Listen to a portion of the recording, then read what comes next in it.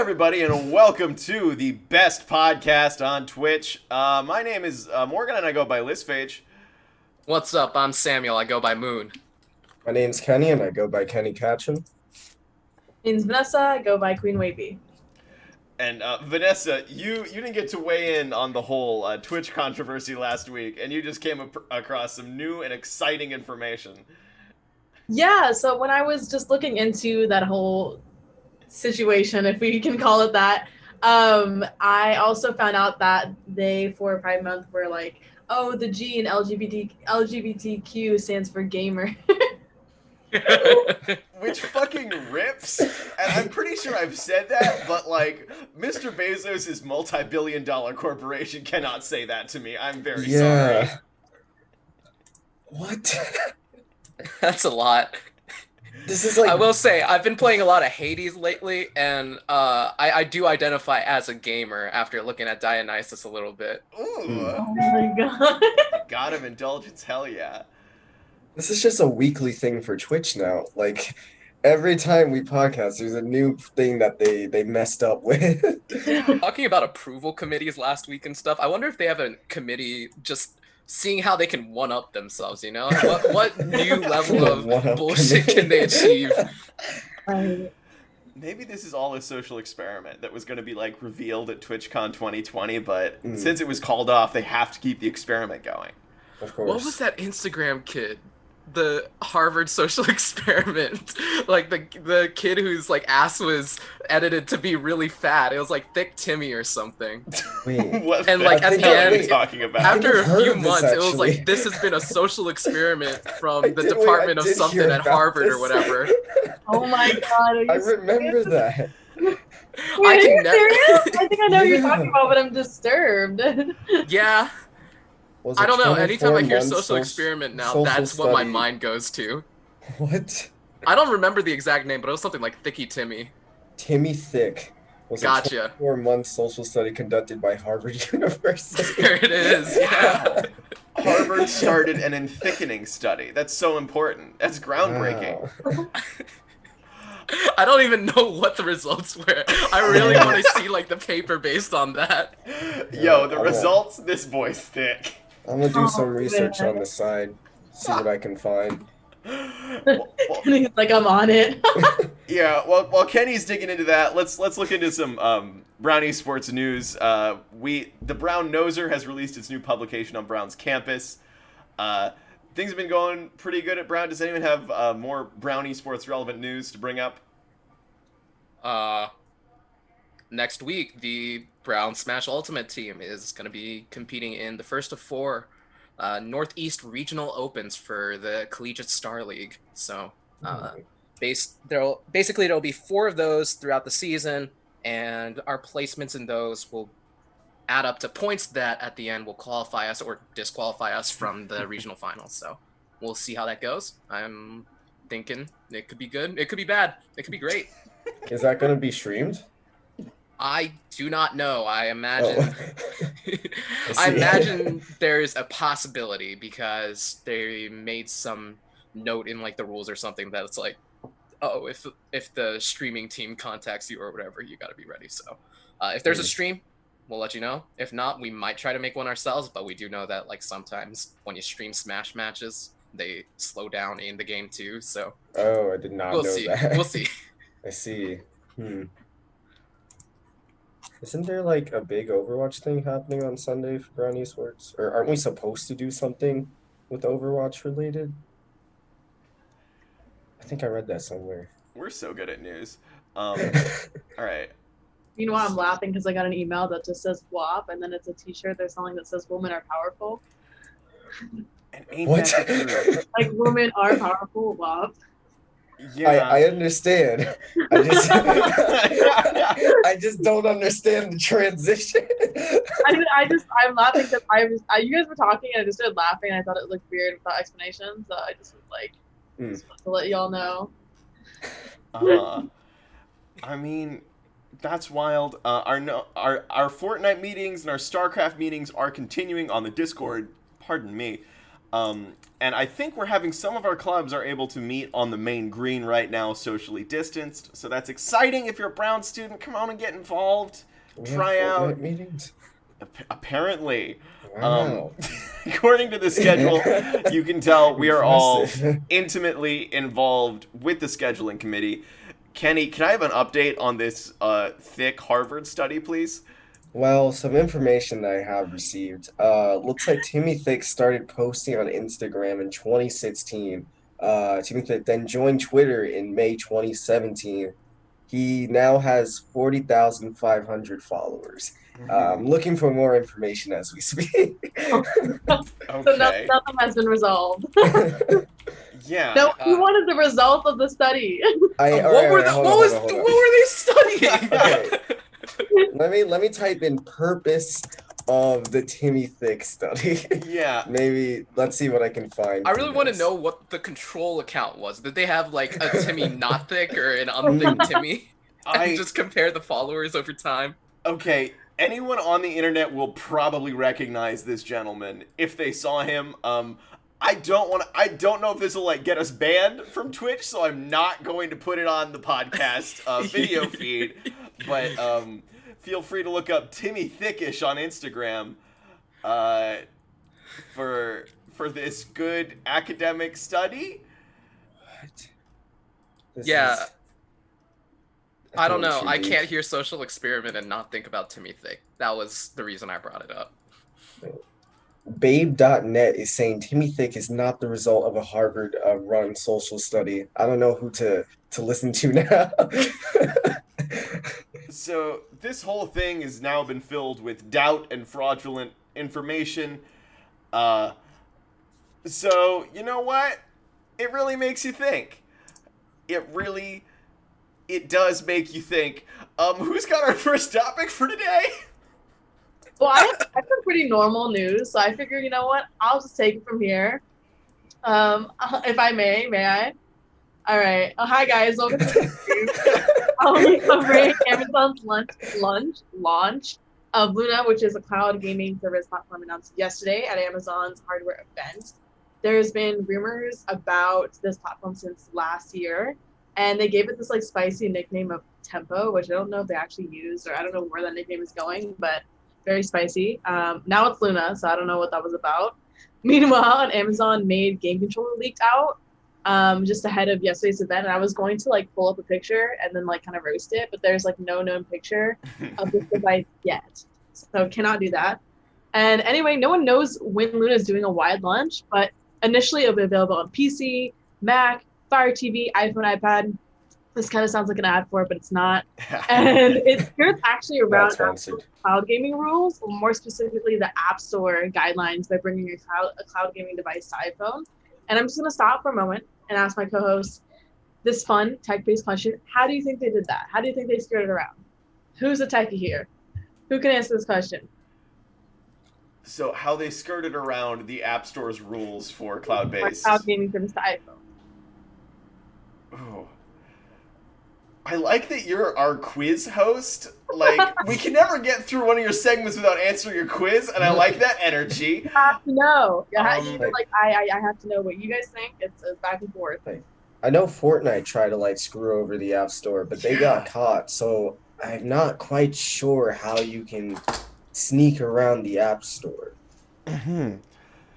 Well, Is it like not called a... Are they not calling it like a gaming service and calling it like a streaming service or something like that? no. Okay. Sam, you gotta guess too. Come on. Oh, jeez. I don't know. I'm really thinking about this. I guess...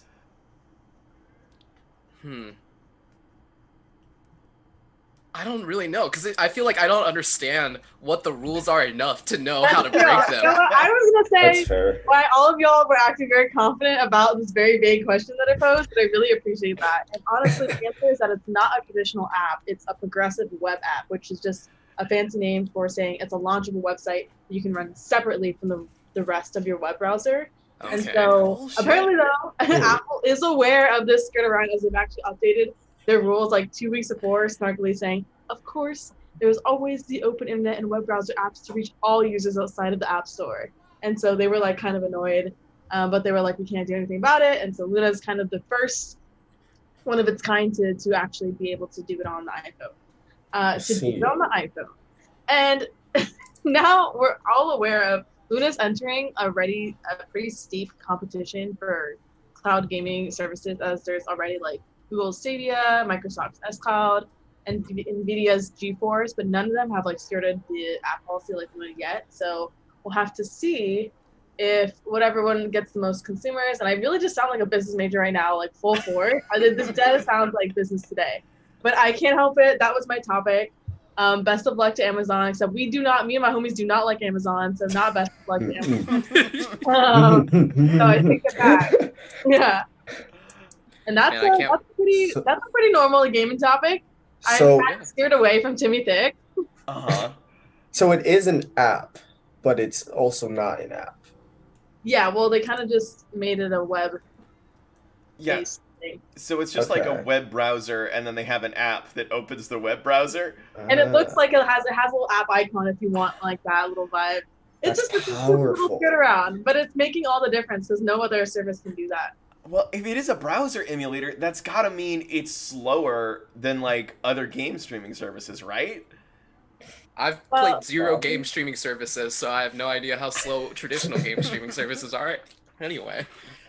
Well, all I'm saying is, like, if your phone is both working on streaming a game and emulating a web browser, that's gotta not have the same latency, right? But it's the only one that can do it.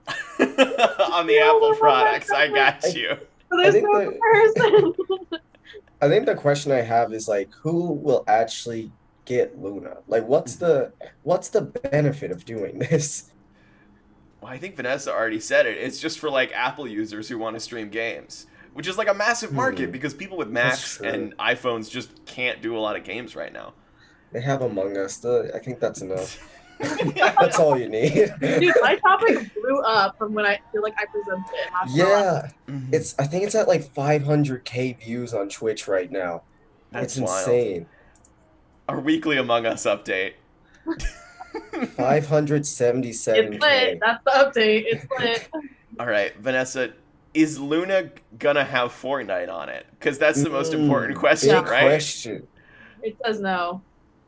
What? Wow. All right, drop the whole console. Drop it. Yeah. It's over. Pack it in, guys. It already failed. Because like it's just launched, so it literally has like 2 channels. Oh it's God. Like Luna, and then oh my God, if I say this song, I'm gonna die. Ubisoft. Fuck. Okay, there we go. There we go. I'm a real gamer. Fine. But yeah, but they don't have any games on that either. So it's just like they're launching with like nothing, to be honest. But they're going to get stuff. We have Among Us. I really sound nervous with this person for Luna right now, and I'm like flopping. Well, I mean, okay, so. They have the Amazon Prime gaming thing. Do you know if there's going to be any integration with that at all? Because that has like hundreds of free games on it now. Amazon Prime? I think so, because they talked about integration with a bunch of pre-existing things, but like my knowledge really stops right there, right about there. Here's the wall. Here's my knowledge. It's stopping right there. But other streaming devices have like their own game studios. Like Google Stadia has its own game studio, but then Luna was like, we're not gonna do that. They were like, there are no exclusives. And they're partnered with, I mean, Ubisoft has not been having the best time of it recently. Like they had one of their just big high level execs just resign from that. Out of all the ways you could say that, it's Ubisoft. It might be. It might be Ubisoft. I don't know. I've heard Evisoft. I feel like I've heard both pronunciations. Yeah. Don't be the mediator, Kenny. Pick a side. No, don't. In times of injustice, I know I'm someone who has definitely said both words and like will change depending on what other people have said before.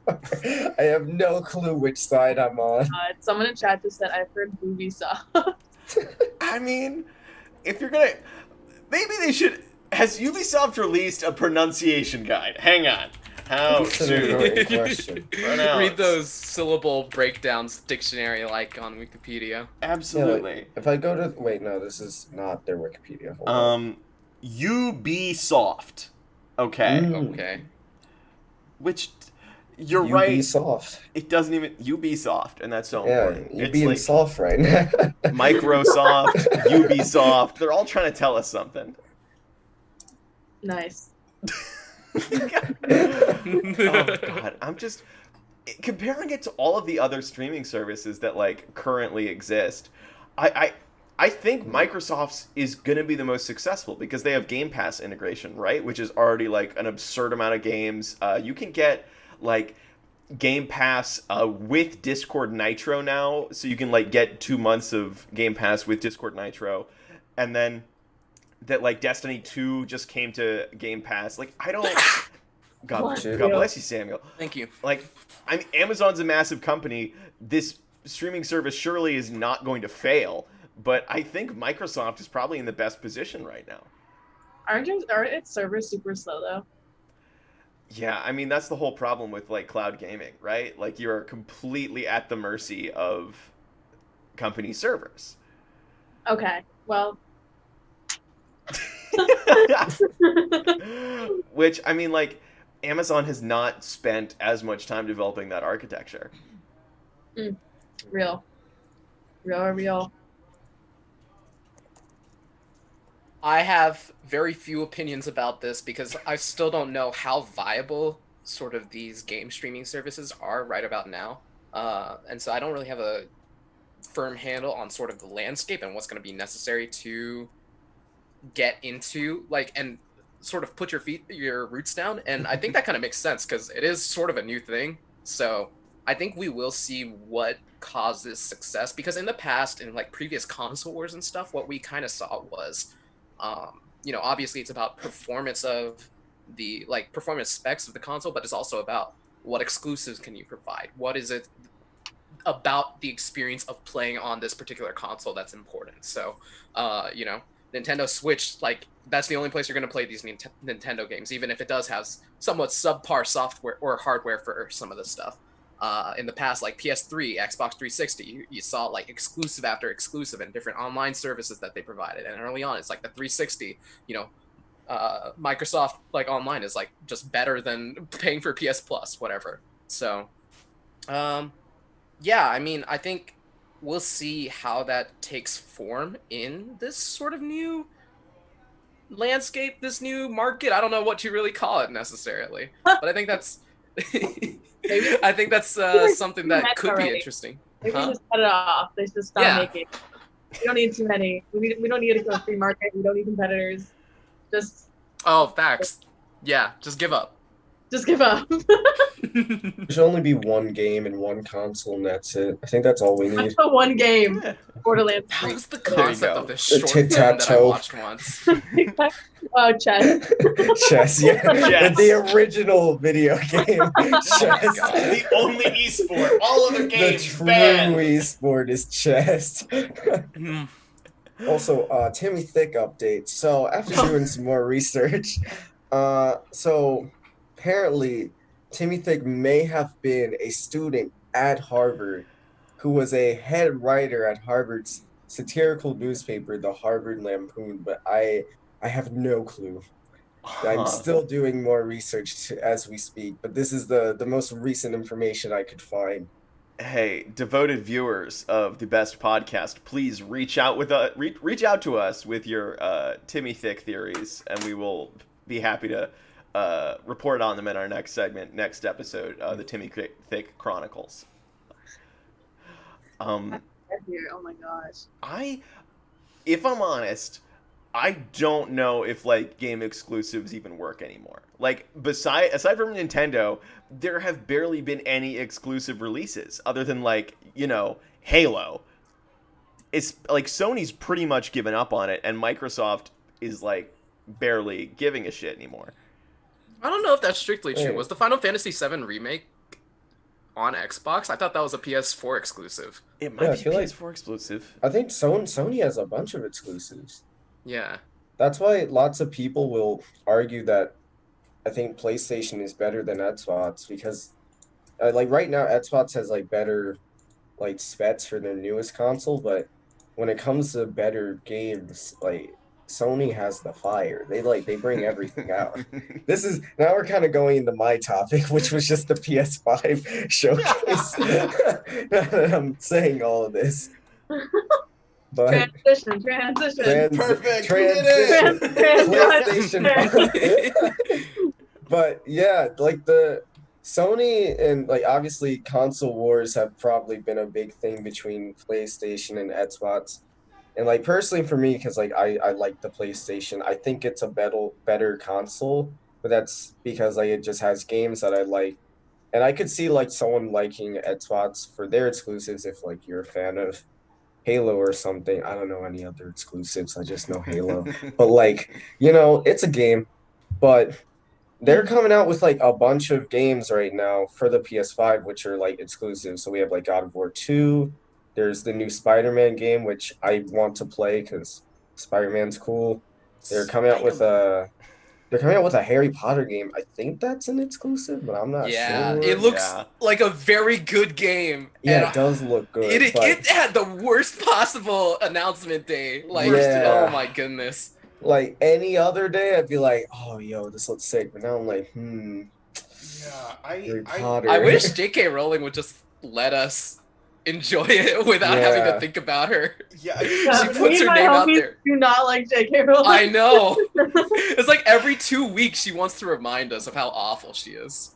she just recently, I think it was like 2 days ago, retweeted from a clothing store that posted just violently transmisogynistic buttons and shirts, Boy. and was like, "Here's a really great business to support everyone," and we're just like, she keeps showing her entire ass every 5 seconds, Yeah. and I don't understand why they would not have pulled this game from the release docket. Like, it just doesn't make sense to me. They know it's going to hurt sales. I mean, this is a personal opinion, not reflective of the whole podcast, but don't buy fucking J.K. Rowling's game. She gets money from that. You're just giving her money. Don't buy it.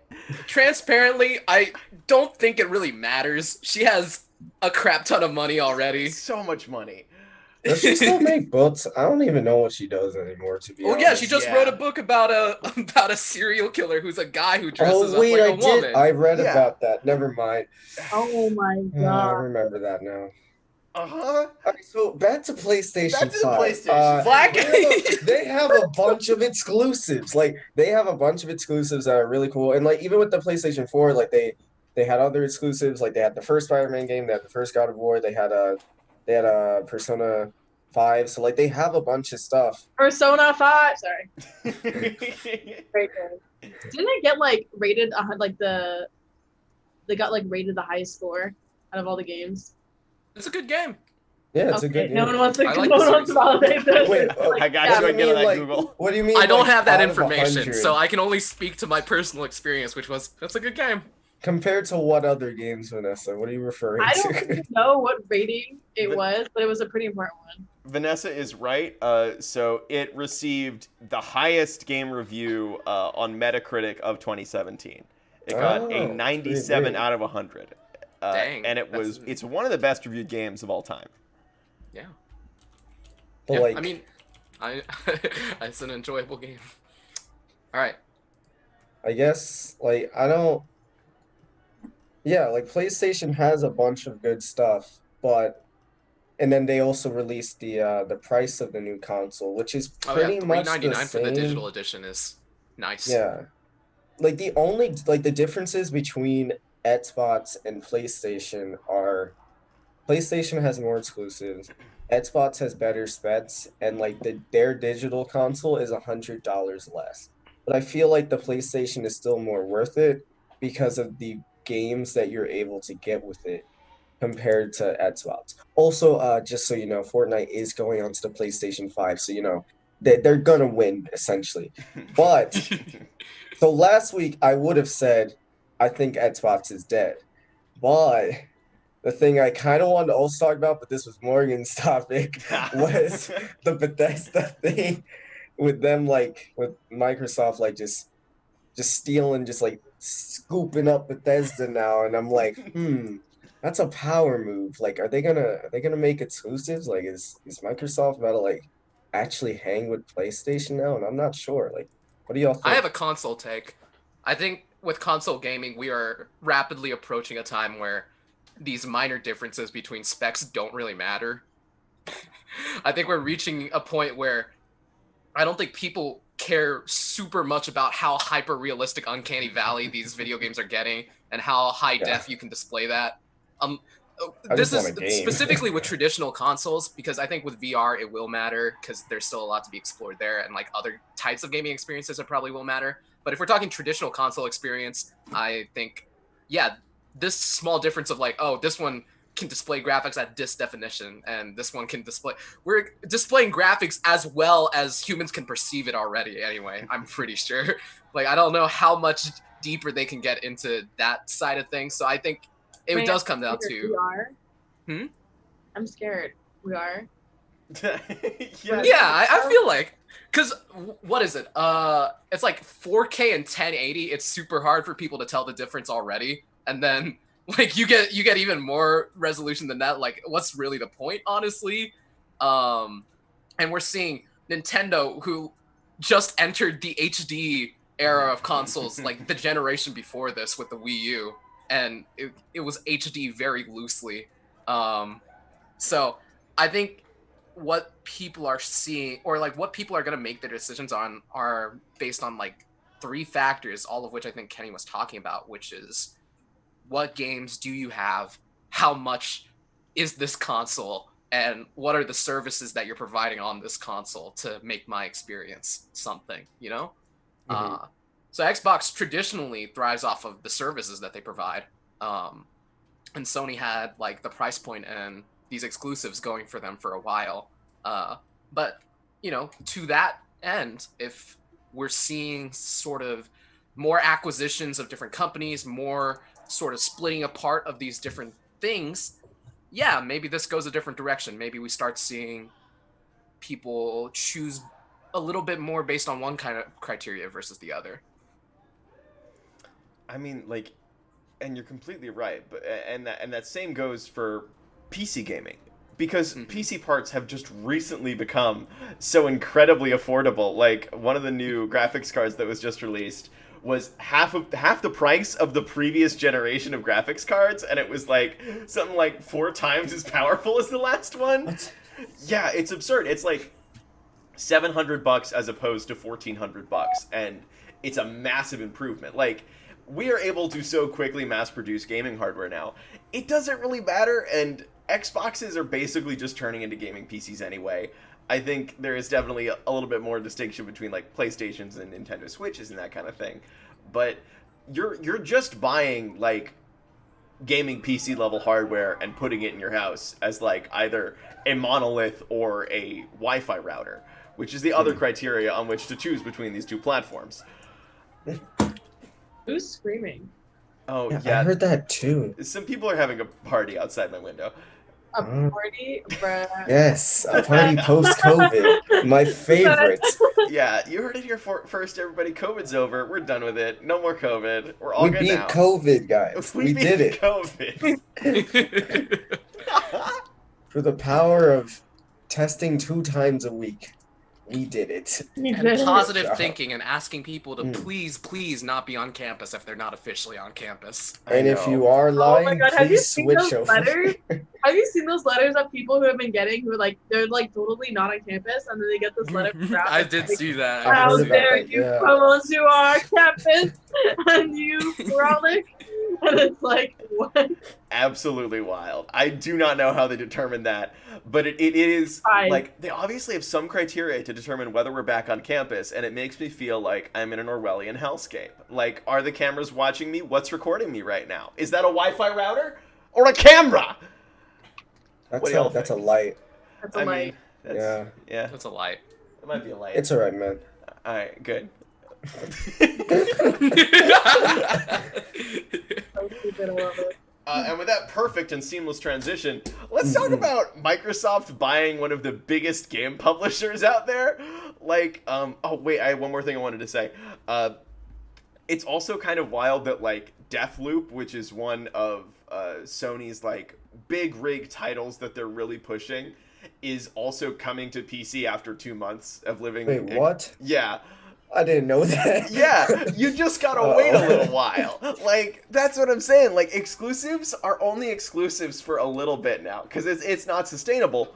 But Microsoft has been aggressively buying up gaming properties for a very long time. And I think, like, directly to what Vanessa was talking about earlier, I think this is to compete with the other megaopoly in our current society, Amazon.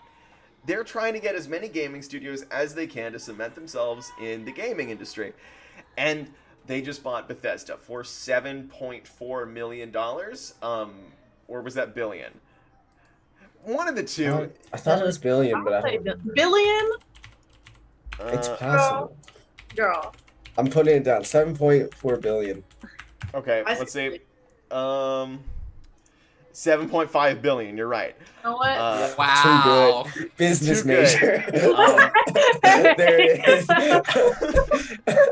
And their largest previous acquisition was Mojang Studios for $2.5 billion. So I feel like they've recouped that already too. oh, easily, without a doubt. I mean, Minecraft Dungeons came out, like, they're fine, but like. Minecraft Dungeons. Yeah, it is weird to think that, like, Doom, Fallout, Dishonored, they're worth about as much as 3 Minecrafts, and that's just kind of a fun figure to consider. Wow, That's a lot of money. That's 3 Minecrafts. Jeez. But, I mean, I would love to hear, what do y'all think is going to happen to all of the Bethesda games? Because they've been, the whole meme with Skyrim was that it was on every platform, which was Bethesda's, like, entire strategy. We're going to port all of our games to every single console and then make you buy them. And ZeniMax, which is, like, the parent company that Microsoft now owns, has said that business at Bethesda is going to continue relatively as normal. They're just going to be owned by Microsoft now, which is a weird stance. I mean, so what do y'all think is going to happen? What do you think the current marketing strategy is going to be, business major? Don't ask me. Y'all go first. They're gonna have to actually make games now. You know, that's the big thing here, because Fallout 76. Having not played a single game in the Fallout series, even I know that was a disaster. Fire. Yeah, I think. Oh, right. Because look, the execs aren't struggling. They just made $7.5 billion split among them, and however that ends up getting split up. But I think so. I don't think they're super worried about, at least on that level. But if we're talking like the game designers, the developers, and sort of the studio side of things, what's that going to look like? Are they going to put new entries into their IPs and make those like Xbox games and say, all right, well, here's Fallout 77. I hope you like the previous 75 Fallout games. And I think that's sort of what it ends up looking like when these studios are acquired by these bigger companies. It's like, what was it? It was when Atlas was acquired by Sega, I think. That took an interesting turn because neither of them develop consoles, but Sega is like this bigger parent company. And yeah, Persona 5 came out underneath Sega, which is really weird to think about because now there's Persona 5 gear in Sonic Forces, and what's the canonicity of Persona and Sonic? And but yeah, no, I think it's interesting looking at how these studios decide to proceed because in some cases you see they take their IPs and they kind of run with it. They're like, all right, well, this is what you bought us for. You bought us for Fallout. You bought us for Elder Scrolls. We're going to make more of that stuff. And then sometimes, and like Game Freak is the paragon of this. They're like, you bought us for Pokemon. Here's Pokemon. Here's more of it. And yeah, I think that's one approach that these studios can take. Sometimes the studios take the direction of, hey, maybe we should make new stuff and show our chops with other things now that we don't have to worry about like a yearly release cycle or whatever. But is that what they're going to be afforded? Is that what they're going to be given? I really have my doubts about that. So I think we're just going to end up seeing more Fallout, more Elder Scrolls. Mm. I mean, yeah, like, I think recently Oblivion has kind of just been beating Bethesda's ass. Like, they were the ones who originally made Fallout New Vegas. They made The Outer Worlds just released. At one of the recent conferences, they just announced their own, like, knockoff Elder Scrolls, which I have no doubt is going to be amazing, because their last two entries have been really great. And Bethesda has kind of been floundering recently. Like, considering their most recent releases, I mean, Fallout 76 has just been plagued with kind of like money grubbing decisions, which kind of makes sense as to why but they would want to be acquired by Bethesda, because then they don't have to push those marketing tactics so hard. But I don't know. Like, I am excited to see what comes out of that studio, and if the quality is improved either from a relaxation of pressure or from an intensification of pressure, or maybe just some more resources and more people being hired. You all Looking think if through... Go ahead, Kenny. I was just gonna say, like, if like lots of Bethesda games actually became like Xbox exclusives, do you think that would like be bad for Bethesda? Like, would their sales drop, you think? Or would it still be fine? I mean, just by nature of this is on less things, less people are able to Yeah. get this. I think you would expect to see a number Do you decrease there. think people would switch to Xbox just to be like, well, Doom's over here now, and I love Doom, so I have to go get Doom on the Xbox?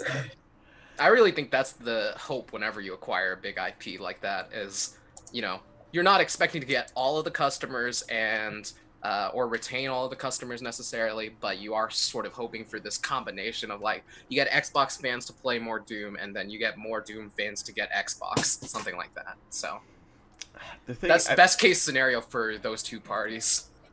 But Bethesda has such a rabidly loyal fan base that also loves to rip the studio to pieces.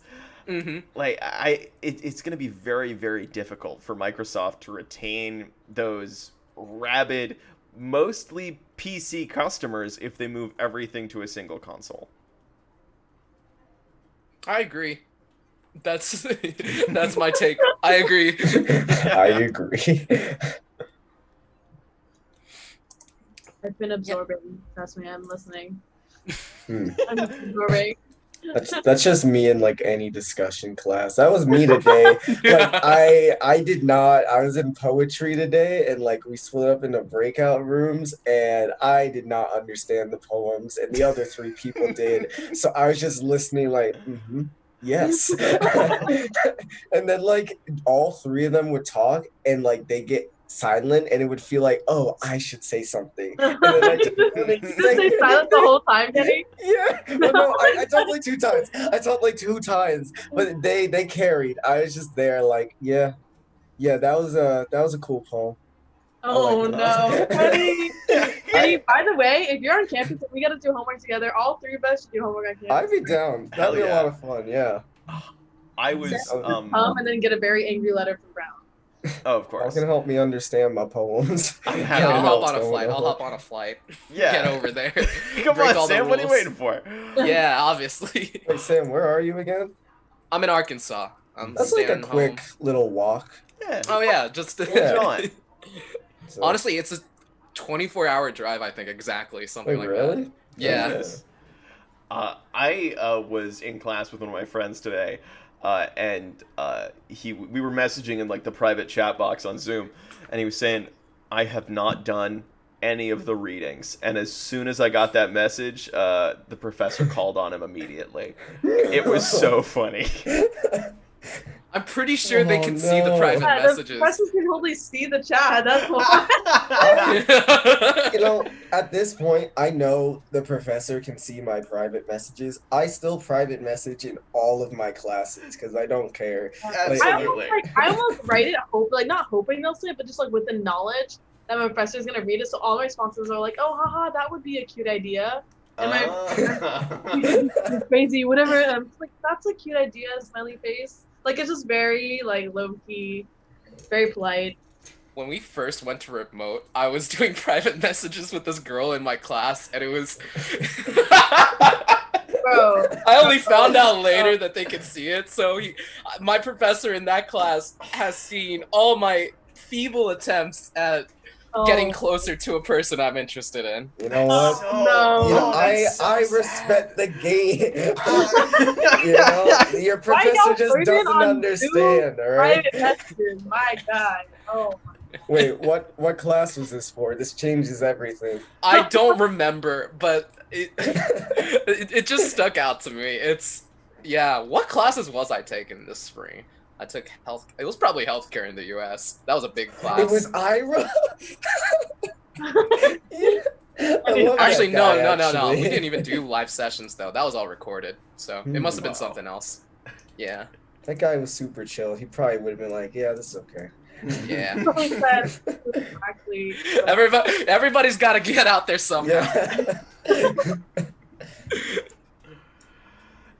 Man. Samuel, what are you telling us about today? My topic today is unrelated to anything we've talked about today because I've spent 25 hours of the last 3 days playing Hades by Supergiant. And today I got my first 2 clears, and it was very gratifying, very cool, very fun. It was everything I expected it to be. I'm glad that I got it. And I was going through and just messing around with the boon system, which for those who haven't played that's kind of the progression system within each run, because it's a roguelike where you're basically dungeon crawling for 50 floors or whatever, and you're accumulating these blessings from the gods that give different buffs and effects to your different attacks and stuff. And it's just so fun. I just love that aspect of it. I love being like on this floor and being like, all right, this run I'm gonna play this kind of way, and then they give me these choices of blessings, and I see this thing over here. Yo, Aphrodite's gonna let me throw this spear, and it's gonna charm all the enemies in this area to work for me. That sounds sick. I'm gonna play completely differently now. I just love that part of it. And I was thinking about progression systems in games because of that. I was thinking about how, loadouts, honestly, that's what it is how do you make the character feel like yourself while still retaining the same core gameplay elements? And I think that's a genius design decision by Supergiant. I know it's not unique to Hades, but I think that it was implemented in Hades really well. Another game that I thought about to that end was Hollow Knight. Hollow Knight, one of my favorite games of all time. You accumulate these charms from around the kingdom, and the charms all do different things, all have different costs, and you can only carry so many at a time. If you carry too many, you can carry them, but you take double damage, so there's an interesting trade-off there. And just the way that different charms synergize and make your game play completely different. So I have one build that I love where it's just like, I'm gonna sit over here, I'm gonna hit you a couple times and charge up my MP, and then just blast you from 5 feet away for the rest of this boss fight. And there's another where it's like, I'm gonna sit right in front of you and just charge up these big attacks, and you cannot do anything about it. I just love how games do that, and those were the 2 that I thought of. So, isn't Hades kind of gay? Am I right? The characters are very hot. That's what I've learned from and LGBT is for gay. They are hot. Yeah, that's true. That is it. That's a new definition of gay. Yeah, absolutely. I mean, that is not gonna lie. I knew nothing about the game. I just saw, man, this art style is so good, and it really tempted me to buy the game. Art style. Oh God, I've said this before. We are in a roguelike renaissance right now. I mean, we just had Spelunky 2 came out. We just had Hades come out. We just had Rogue Legacy 2 come out. It's weird that these low survivability games are becoming so incredibly popular just with these build mechanics that you were just talking about. Yeah, I really like that because I think, I don't know, the more I play games, the more I feel like having something that's understandable and simple at the beginning that you get deeper and deeper into as the game goes on, I think that's my favorite kind of game. And Spelunky did that super well. And I know Spelunky 2 sort of built on it in a different way, so very similar, but the sort of power-ups and the equipment that you can garner over time is a little bit different, and there's more of that kind of thing. And yeah, I just feel like when your options are so limited. Okay, so me and my friend who also played Hollow Knight kind of disagreed on this, but the first time I played Hollow Knight, I all you can do at the beginning of Hollow Knight is jump and hit, and I just remember feeling. So my friend says that's so limiting. Dash is such an integral part of movement in this game. Like they should have given you dash from the beginning, and like this other stuff, whatever. But they should have given you dash from the beginning. But I just remember getting used to controlling my jump height, controlling my movement in the air, controlling like when I can place an attack, when I gotta run away, and I don't have the escape options necessary to like just stand in there and then run away and iframe through them or whatever. And I thought that simplicity forcing me to learn was so cool that it made it super rewarding once I got more options later on. So poetic. I love it. Yeah, games are fun. The most important takeaway from our podcast, obviously.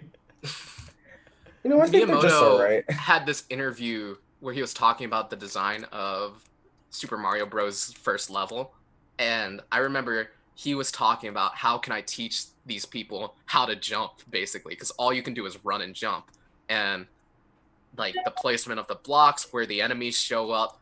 Hey, look, now there's two Goombas and they're between these pipes. You do have to deal with them somehow.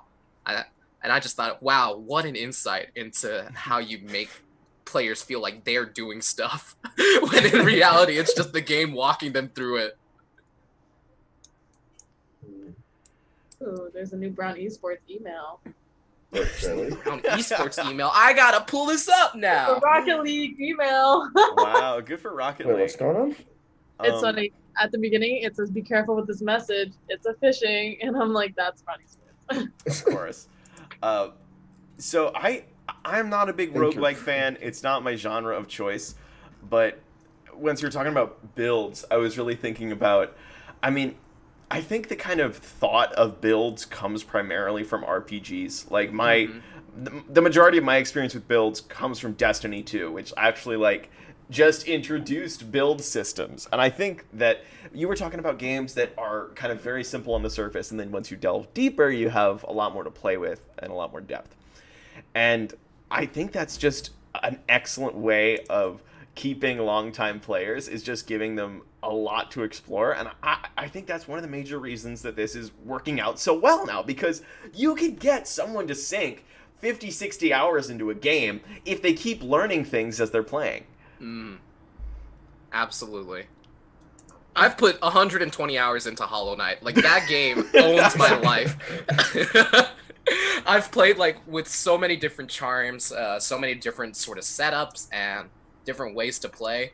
My favorite way to play is just something that rewards you for avoiding the boss's attack and getting in a couple of hits and then just being able to wail on them afterwards. And yeah, the more I learn, the more I realize, wow, this game is so good. This is so tightly designed. I feel that way about Hades too. I'm not as deep into it yet, obviously, but it does feel like every run is kind of personalized because the progression system is so different. It's like you have to be able to adapt to what they give you pretty much, because each room has a chance of giving you a different reward, and if it's a god who's sitting there, then they'll give you a choice of 3 of their blessings or whatever, and you got to choose from that list. And like sometimes they overwrite each other, sometimes you got Ares and Aphrodite on the same build, and then in the next room they're like, hey, what if we give you a combo ability that just does more for both of our things?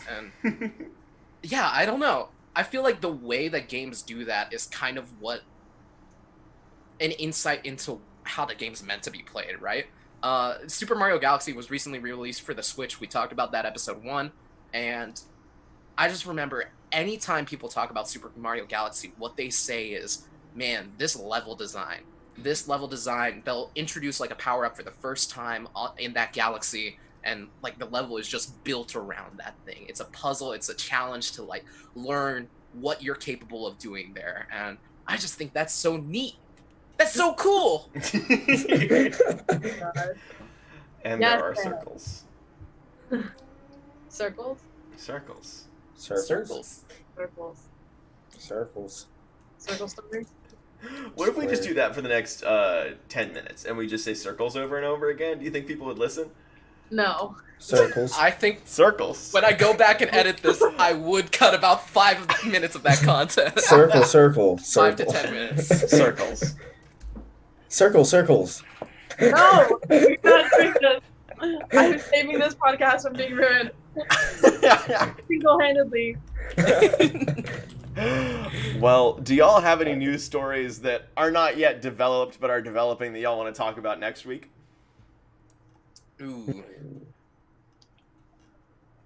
Let's see. Gaming news. Oh, we mentioned Among Us before. Mhm. I think their recent announcement was that they're canceling the sequel and that they're just building on the base I heard game. about I think that, that's really yeah. interesting, and I think that's probably the right decision, honestly.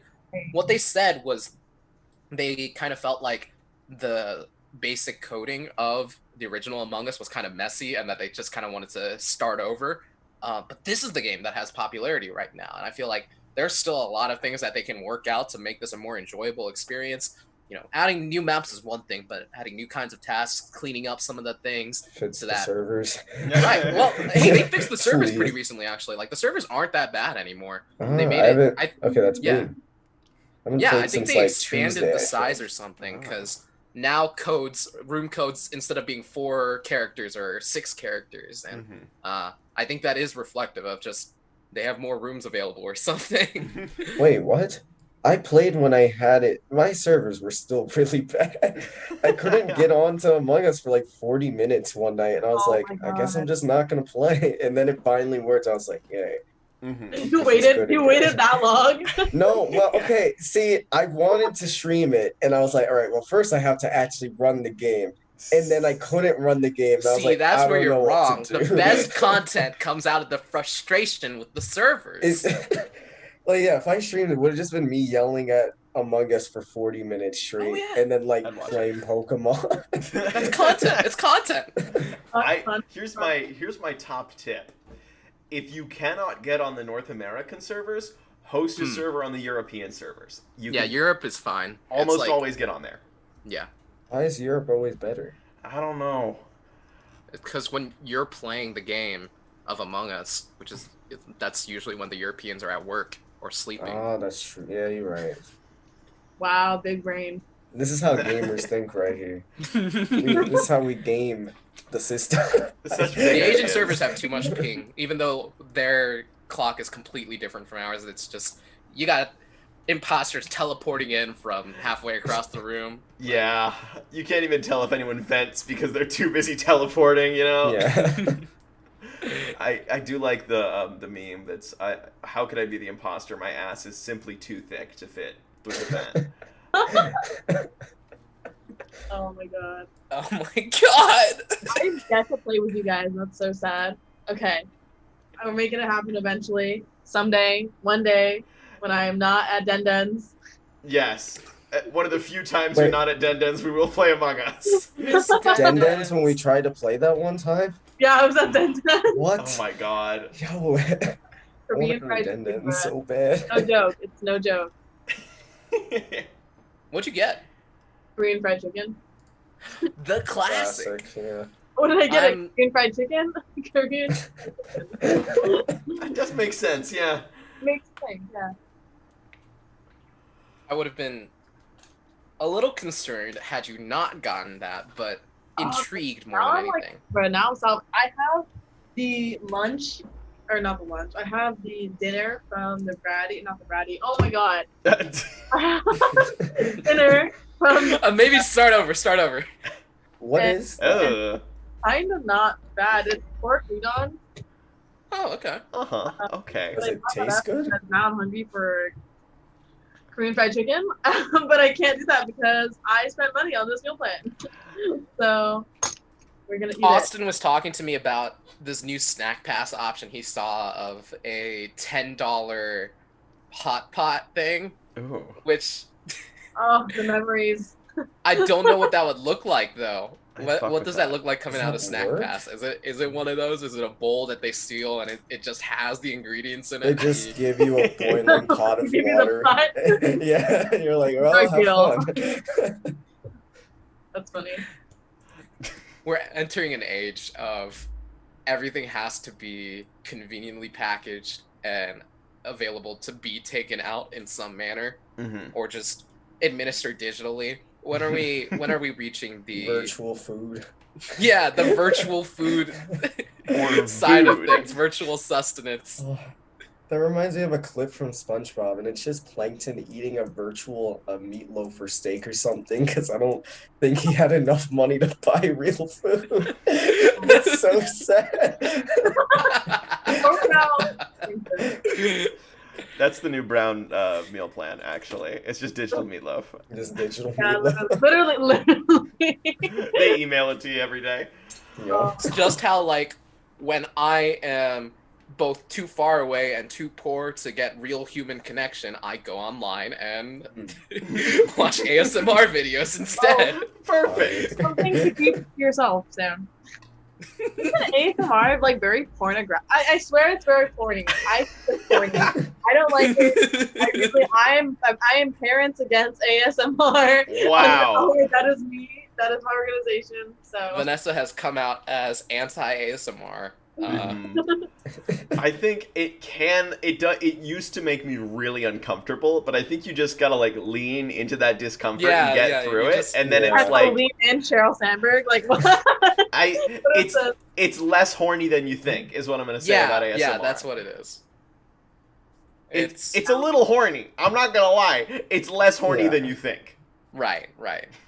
Honestly, it probably depends also on who you're watching. Some people are just like... no, there's a some literal people are porn way more actress who horny has an than others, ASMR yeah. channel, and good for her, but it is very horny. I am uncomfortable with that channel.